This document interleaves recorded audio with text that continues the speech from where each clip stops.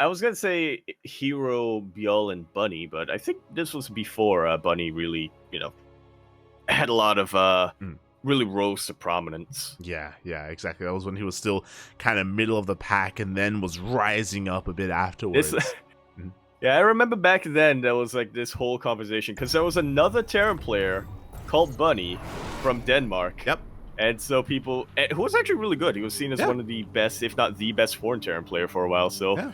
you had good Bunny, and then you had Korean Bunny, which was kind of awkward back then. But yeah, regardless, we are gonna be seeing a CJ Entis team kill. Well, former CJ Entis team kill, I should say. Not a ZVP, but a wait, what?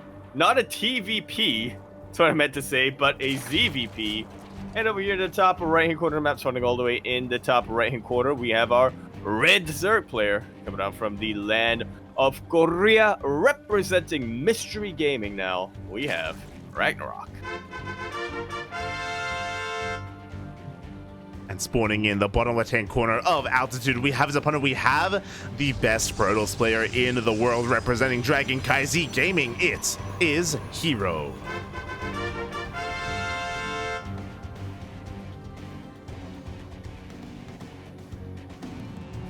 Oh, Here we go. You just like what it's should we call it? Yeah, yeah. so I good. I would love to see that though. I would love to see Hebium versus RagnaroK. It's two sides just duking it out. It's his His inner struggle. Yeah, yeah, his inner self. You know, you got the creative chaos, and then you've got the other creative chaos because that's just all he is. Yeah. Yeah.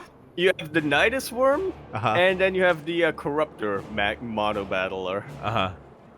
That is something that RagnaroK did at one point back in the day. Oh god. Yeah, it's been Didn't great. work out, but Mhm. he tried it. Yeah, yeah. God, He was a pioneer of Corruptor styles in that sense. you did kind of like unlock an inner hidden like memory here of Bunny, of the old Danish Bunny as well, like because he was the best foreign player for like maybe half a year or maybe a year, like straight up. 2015. Yeah, yeah, he was considered because of his results better than Snoot, better than Scarlet. You know, he had his time as one of the best. And then he kind of left us, you know, at the end of Heart of the Swarm. I think he had like a really small stint in Legacy of the Void in the beginning, but he just kind of like faded into like he just retired silently. Sad. It's quite sad because he was so good. Yeah.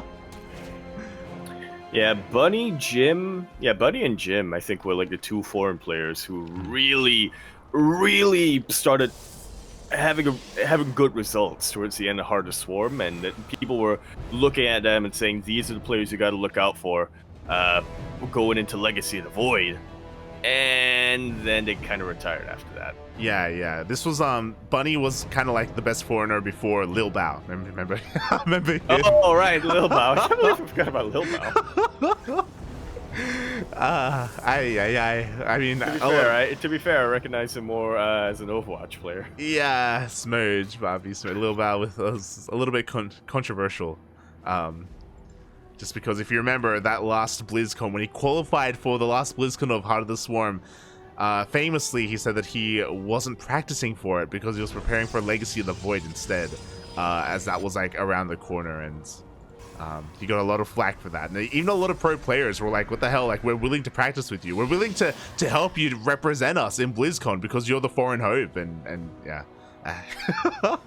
Feels bad, man. Feels bad. Lil Bao was looking a little bit too far into the future, if you will. True. Overwatch pro gamer. A little bit, yeah. Unfortunately, he didn't look further into the future. There you go, mate. There you go. As we do see another Stargate opener here from herO, but this first Oracle, somehow, some way, the Oracles are here. They find damage. 4 drones go down, and the Oracle does manage to get the hell out of there. Meanwhile, we didn't really get to talk too much about it, but we are on Altitude, the largest map in the map pool. How did this make it through the vetoes, especially considering how aggressive RagnaroK likes to be? On a map like Altitude, it's going to be that much harder to pull off. Yeah, it's going to be very hard to pull off any sort of all-ins or timings that we saw him pull off against Nightmare, but it does give him the opportunity to go for some more sneaky plays, shall we call it that? Really, I just want to see Muta play coming out from RagnaroK here. I just want to see him use Mutalisk to great effect. We were kind of robbed of it on Royal Blood because Nightmare just tapped out once the Mutas came in. But on a map like Altitude, you can really force a lot of favorable engagements here for Mutalisk as a third player. Yeah, you really can, and I would love to see RagnaroK try and go Mutas here on this map. But before that happens, of course, we do see him just trying to keep up here with the the Adept Oracle of herO, and herO's doing what he does best. Oh my god, we've seen this before. Not on this map, on some smaller maps, but herO is going to be amassing Oracles and going for a charge timing alongside it. This is my absolute favorite game to play when casting herO. Count the Oracles. So far, we have 5, or we're about to have 5. Can we go up to 6? This is... Oh, yeah. Honestly, it seems like a bit of a risky build coming out from herO here, because he's kind of putting all his eggs in one basket. He's kind of hoping that he's going to be able to utilize these charge lots to take out anything underground and supporting them with the Oracles, but it's also a very potent unit composition, so if it works out, it's gonna work out huge. I don't see any easy way for RagnaroK to shut it down if he's just reacting to it. Yeah, so the way We'll see. He might surprise us. The way this works is we're going to be working up towards, I believe, 8 or 9 Oracles, and we use the Oracles to focus down the Queens. The Queens will eventually go down, and then the Oracles are going to have free reign on those Lings. The Chargers will clean up whatever else is left alongside the Roaches as well. This hits very hard. This hits very fast. This has killed players like Dark before. This has killed Solar as well, I believe. I think he even did this against Raynor like a couple of weeks ago. So we'll see how this goes, as the initial Adepts are going to be distracting the army of RagnaroK.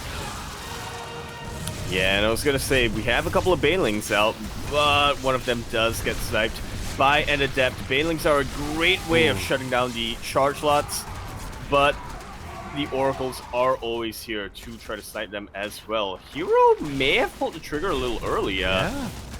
Not all of his Oracles are in position. A couple of them actually went down earlier on. I agree. This was a little bit haphazard of execution by herO. He went in a little bit prematurely, and now he has to transition. The timing has not worked. He has missed it. Ling's going to be going for a full surround here, but we do have plenty of Oracles to support this army. The Lings will be cleaned up, and herO is going for Sky Toss.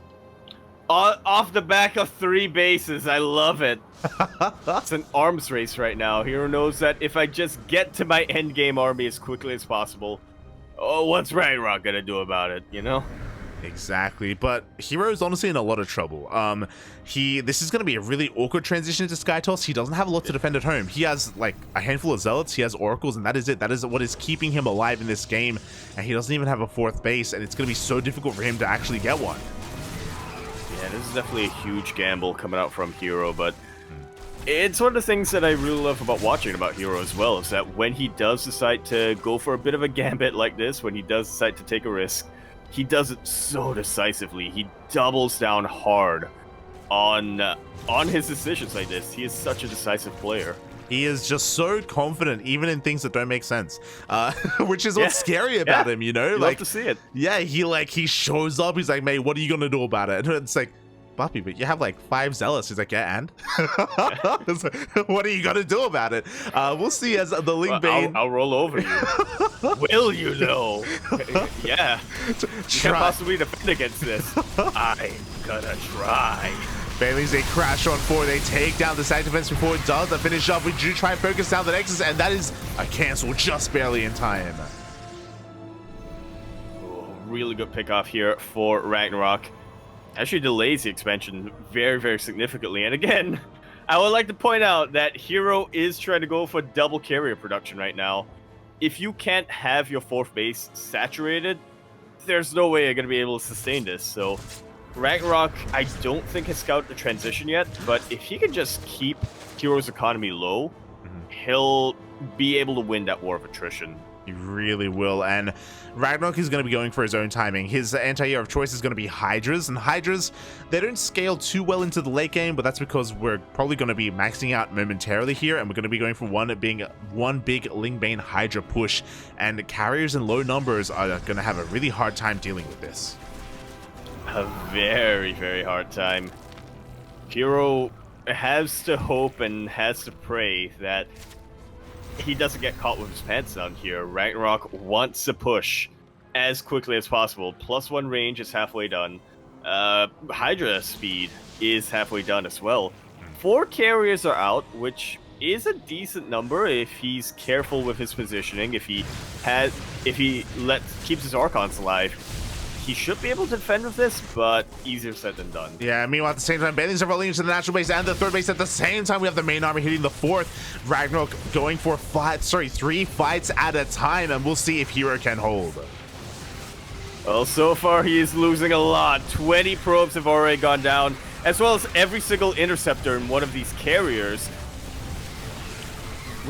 Lings and Banes do connect with the ground army of herO, but the Hydra count is starting to get a little bit bruised. This is still an engagement that's gone way better for RagnaroK than it has for herO.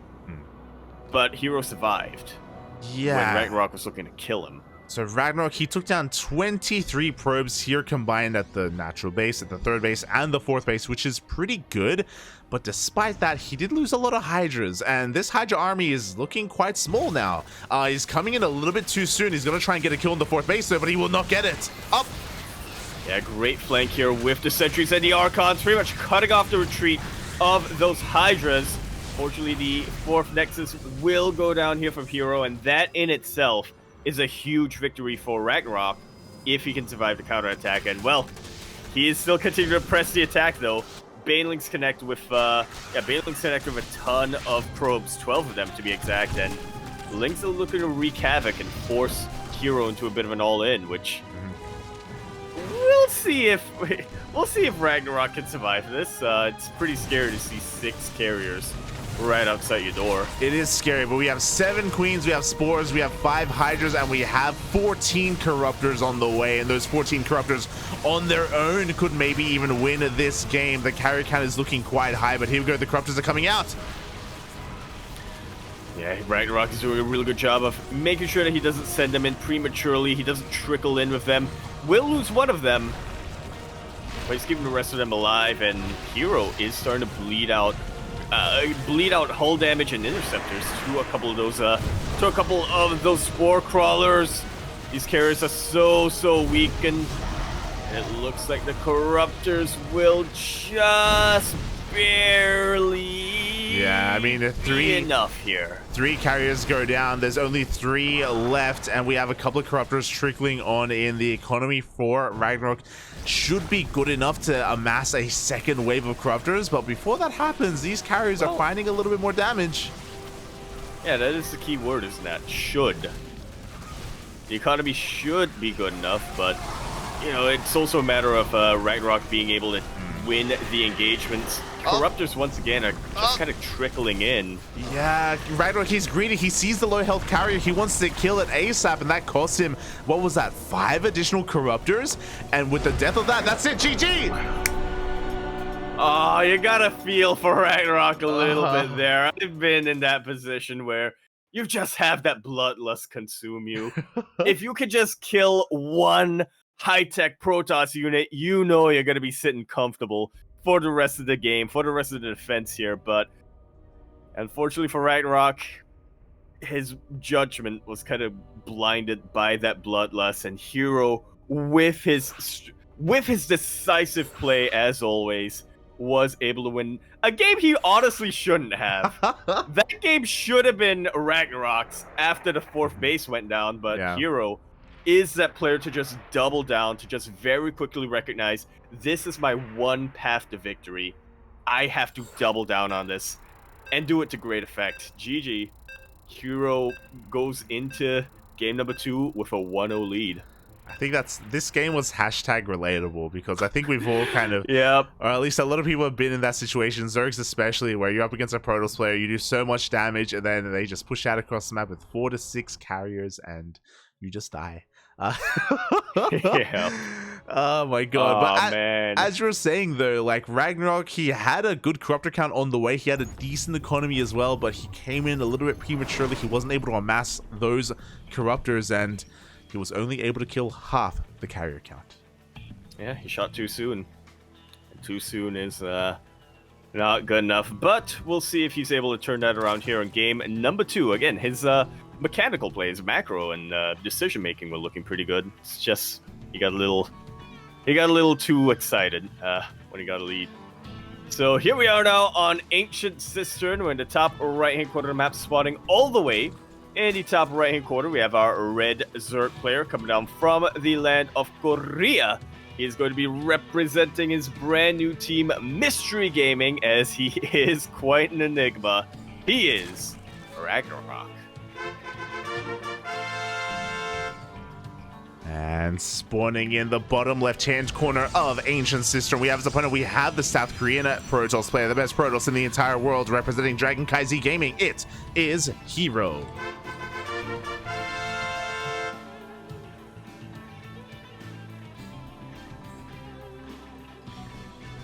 Look at that chat catch up to the result over there. And yeah, you know, if StarCraft 2 were a game that was based on scoring and judges and whatnot, I would want to give that point to RagnaroK. But unfortunately, or fortunately, actually, depending on how you look at it, it is a game that has very strict win conditions, and herO is able to meet those very, very decisively in game number 1. So yeah, we're going to game number 2, where herO should be at a 1-point disadvantage, but instead is at a 1-point advantage because he just knows how to win. Yeah, I mean, that last game from herO, only herO can win from that position, you know? Yep. Like any other Protoss player, not just any other lower ranked Protoss players, any other high ranked Protoss players, whether it's Max Packs or Classic or Showtime, I think would all not have been able to turn that game around the way herO did. Yeah, I definitely agree there. Was insane how herO was able to come back in that game. He had a very short, very slim window where he could maybe power through with his carriers, and he was able to squeeze through that window. It was insane. He just sucked it in and just broke into the house. To RagnaroK's house. Yeah, any other Protoss player would have been too thick. It's true. True. They just got caught. Yeah, he's been in the military. Yeah. You know? He has. Yeah. He's slim. He is, and we'll see how herO opens up this time, because once again we have a Stargate opener, but as we saw in the last game, herO is willing to do something crazy. He's willing to go for these charge lot Oracle all-ins.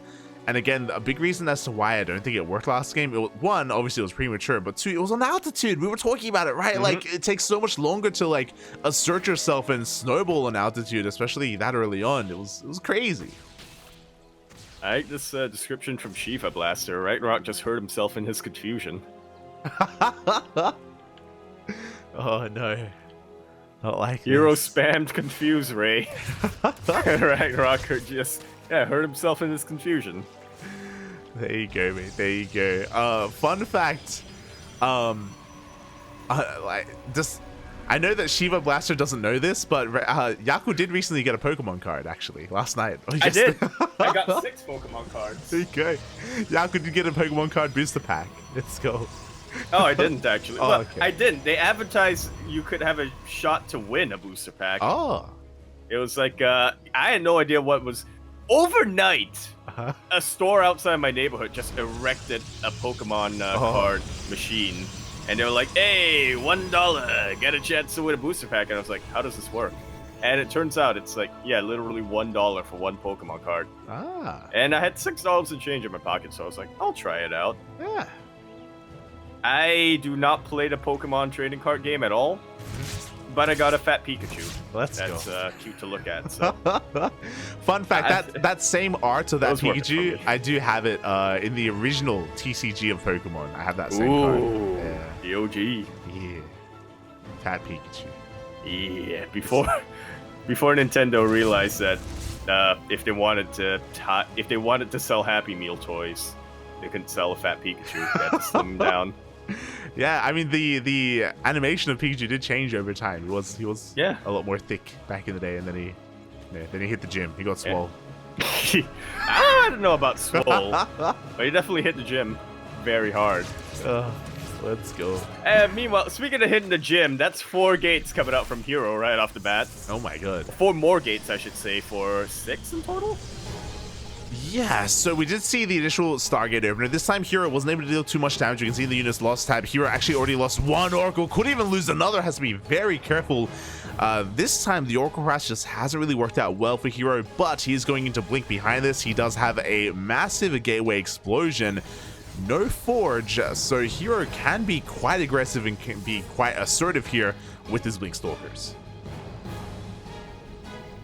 Yeah, and this is something that's really gonna test the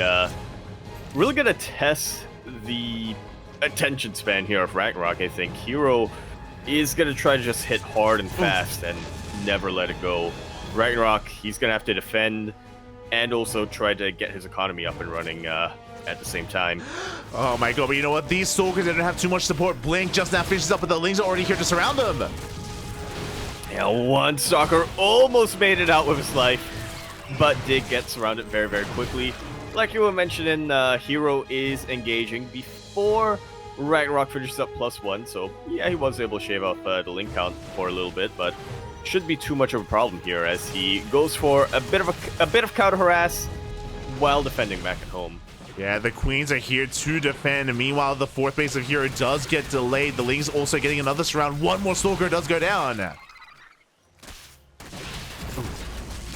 And so far, things are looking up really, really nicely for RagnaroK. He was able to defend without canceling his 4th base. That's a really important expansion right here for RagnaroK. Yeah, it really is, as herO's taking the forward 4th base, closest to the 4th of RagnaroK. He wants to try to snowball. The Lings are not here to defend. These Queens are going to be going down, but at the same time, the Lings are setting up a surround. Yeah, trying to, as herO does blink away. He's backed into a corner right now, though. He has minimized the surface area, but it still hurts a ton to be surrounded by Lings. It really... But who's surrounding whom right now? Exactly, we do have some reinforcing Stalkers coming in. All the Lings do get cleaned up. That was not a bad fight overall from RagnaroK, but he doesn't have too much behind it. Thankfully, he has been pumping out these roaches. Yeah, which, once again, is going to make the aggression of herO that much more difficult. herO has identified this weakened base as something that he has to take down sooner rather than later, but it's gonna be difficult for him, despite how well herO can control, despite how well his control historically has been. Oh god, it really hasn't. With all this aggression, we do see herO hasn't broken through, but he's at least bought enough free time here to get a 4th base up and running, work on his shield batteries. He's rebuilding his oracles as well as we speak, recognizing the value of them to make sure he doesn't get surrounded again by those Lings. Yeah, and for the most part, herO hasn't been able to damage the economy of RagnaroK. But he's also recognized that he's keeping RagnaroK back at home. His 4 bases are now fully saturated, and he's working on a 5th base behind all of this. Yeah, wow, just herO getting a 5th base before RagnaroK, but that is because RagnaroK is going for a mass army instead. He stopped droning here at 61. He's making nothing but Ling Roach Ravager, and he is diving on top of these Stalkers. Yeah, Oracles are going to come in and try to do what they can. They do have a lot of energy, actually. So they can try to snipe these Ravagers. They can really mitigate the link count by quite a lot. Battery overcharge was working overtime, but it will get sniped by the Roaches. Ravagers. RagnaroK is starting to really bleed out over here on the other side of the map. The army supply is still heavily in his favor, but you got to remember, a lot of those numbers are still in eggs. They are not helping out right now in the front lines. Yeah, and that number is also inflated because of the Roaches as well. So herO takes an amazing fight despite being so far down in the army supply. Doesn't lose too many workers, or doesn't lose any workers at all at his 4th base. Did lose a shield battery, did lose some side defense, but really that's negligible. Yeah, very much negligible. Especially considering he didn't have to cancel his 5th base. It just finished up. He started to main out a couple of probes over and is still saturating that right now. 84 probes against 64 drones. And the last time we saw a ZVP like this, yeah, it didn't last too much longer. Nightmare ended up taking the W against RagnaroK. Yeah, we'll see if that does happen again. The 5th base is under threat. At the same time, we do have some bailing round by his head towards the 3rd and 4th base, and here he doesn't react. Doesn't react at all. His worker count plummets. And this is very, very impactful. More so, and this is very, very impactful here for herO, more so than it would be for RagnaroK.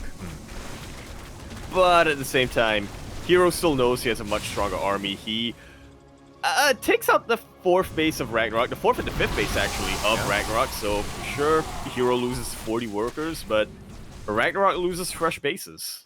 Yeah, so we're in a really interesting position here where the worker counts are looking quite even, which is still a better thing for herO. Even though herO lost so many workers, he's still in a much better economic position because RagnaroK is on a 3-base economy, not even, as RagnaroK is running out of mineral patches. And now herO has a lot of momentum going his way. And he is looking to drive that momentum all the way across the map and not stop. He may have lost 40 workers, but that just means he doesn't have to worry about his economy as he focuses on winning the engagements. RagnaroK is completely backed into a corner, and I don't think there's any escape for him. I just love that herO, he initially lost his first 2 oracles, and he remade 6 oracles here just for this attack, just to dive on forward here. The queen count almost gets reset. The lings are coming in to reinforce though, and the oracle energy was wasted on roaches and ravagers, not on the lings. Yeah, not on the lings, not on the queens. herO may have been a bit of a hydra there with his oracles, where 1 goes down and he makes 2 more to take their place. But RagnaroK surprisingly has been able to take little victories here that lead him to winning the engagement. How much longer can he keep this up though, is the question, as herO's just been warping in more and more. He's not looking to tech up from here. And GG is called. RagnaroK knows that he cannot get ready for round 2.